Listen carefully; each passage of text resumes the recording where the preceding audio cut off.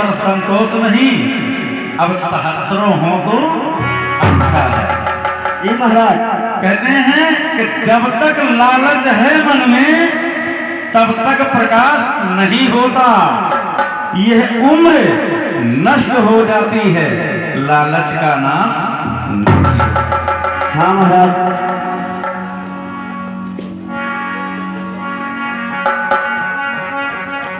महाराज मैं आपसे कुछ पूछना चाहता हूँ, यदि इच्छा है महाराज तो पूछ लूँ। इसमें इच्छा की क्या बात है, आप तो हमारे बाल सखा हैं। अरे सुमन, जो भी मन में भावना हो उसे प्रकट करना चाहिए। ठीक है महाराज, यदि आपकी ही इच्छा है तो यह मैं अपनी सुमन आपसे अवश्य पूछेगा। महाराज आज मैं 15 दिन से देख रहा हूँ आपका चेहरा कमल जैसा खिला रहता था महाराज, लेकिन आज 15 दिन से मैं देख रहा हूँ आपका चेहरा मुरझाया हुआ है। इस मुरझाने का, यह उदासी का क्या कारण है महाराज, इसे मैं अवश्य जानना चाहता हूँ।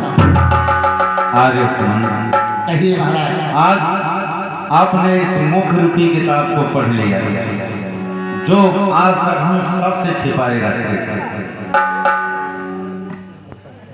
अरे सुमन, कहिए महाराज। मनुष्य के जीवन में 4 प्रकार के सुख होते हैं।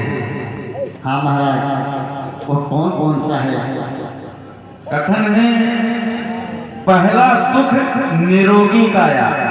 हाँ, अगर मनुष्य के शरीर में कोई रोग नहीं है तो संसार का सबसे सुखी मनुष्य है।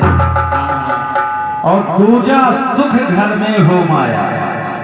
जी महाराज। जिसके घर में साक्षात लक्ष्मी का वास होता है वो भी संसार का सबसे सुखी मनुष्य कहा जाता है।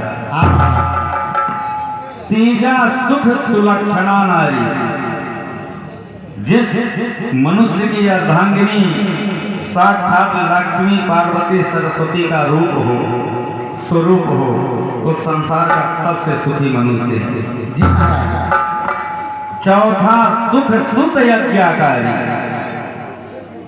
पर आपको तो पता है कि अभी तक हमारे कोई संतान नहीं है। ये कथन सत्य है कि सूरज चाहे 100 उगे, दीपक जले 1000, जिस घर में एक पुत्र नहीं वो घर निपट अंधार। लेकिन महाराज जब संसार में किसी का कोई नहीं होता है तो वह महाराज जाकर के अपने गुरु के शरण में जाकर के अपनी कथन को प्रकट करता है, वही कोई रास्ता बताते हैं। इसलिए महाराज मेरी इच्छा है कि आप जाकर के और गुरु वशिष्ठ से एक बार जरूर सलाह ले लें महाराज। पर मन में एक शंका उत्पन्न होती है कि कहीं भगवान गुरुदेव हमारा उपहास न करने लगे कि अभी इस चौथेपन में तुम्हें संतान सुख चाहिए। फिर भी आपका कथन सत्य है कि अगर मनुष्य को कोई कष्ट है तो अपने माता पिता, अपने सखा मित्रिया, अपने गुरुआ बंधु किसी से भी बात करके अपनी उस कष्ट का समाधान ढूंढता है। जरूर महाराज। तो चलो हम लोग चलते हैं भगवान वशिष्ठ जी के आश्रम में। ठीक है महाराज।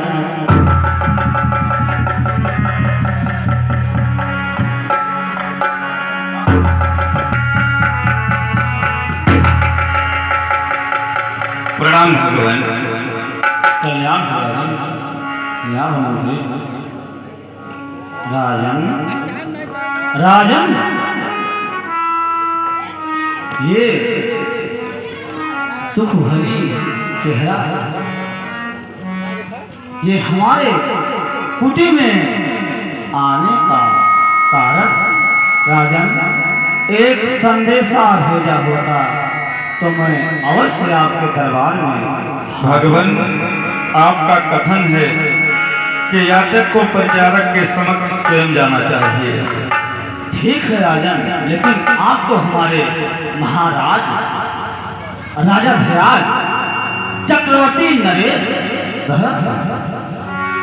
और आपके आंखों में आंसू हमारे कुटी में आने का कारण महाराज संकोच नहीं संकोच बताइए महाराज, कुटी में आने का कारण क्या? भगवान, कहिए। अवधपुरी मम धाम है, नित सरयू स्नान, पाको फल कछुरा मिलो, चौथो पन निहरान। के भगवान कर चुका विवाह के भगवान कर चुका विवाह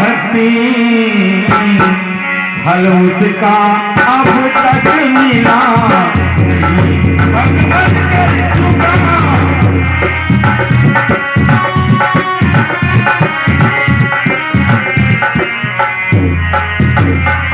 तो भगवान कर चुका विवाह ओ फल उसका अब तक मिला नहीं। के है चौथा पर आने वाला हद कमल अभी तक खिला।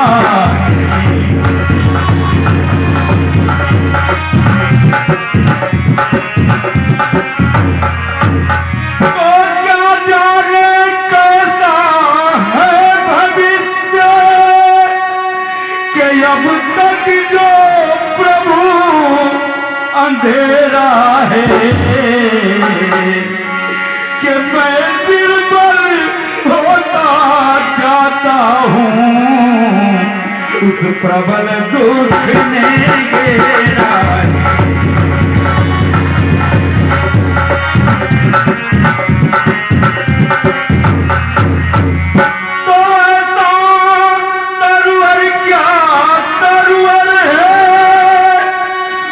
फल ही जिसमें उत्पन्न न हो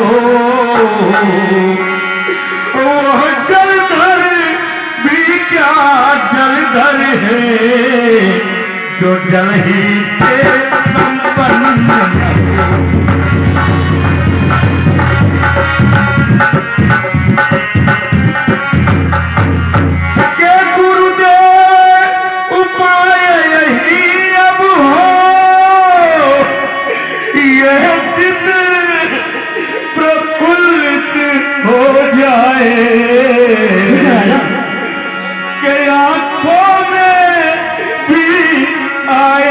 प्रकाश आत्मा आनंदित हो जाए।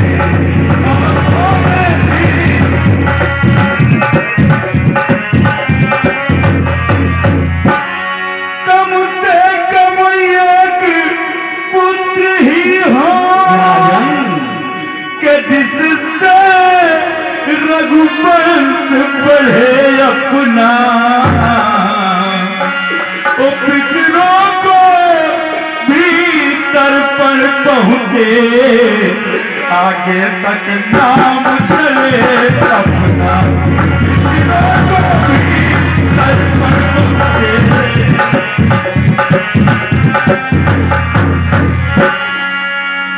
राजन, ज्ञानवान नरनाथ को इतनी चिंता राजन? भगवान, चिंता है बड़ी चिता से ही राजन। भगवान, चिंता है बड़ी चिता से ही नर को निर्जीव बनाती है। नर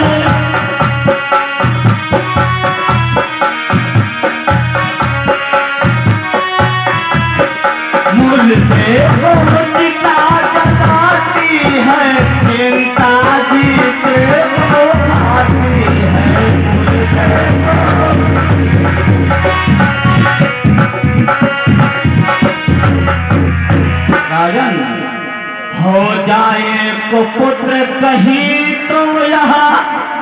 घर को शमशान बनाता है। राजेंद्र बैठ है यह विचार बेटा कब बात कराता है।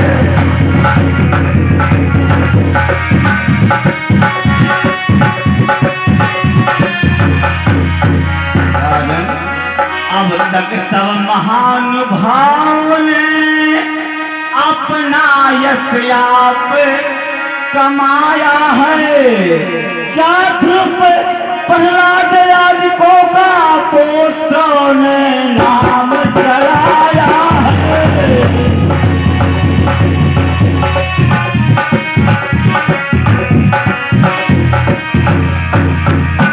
राजन अच्छा अच्छा यह गमन करो।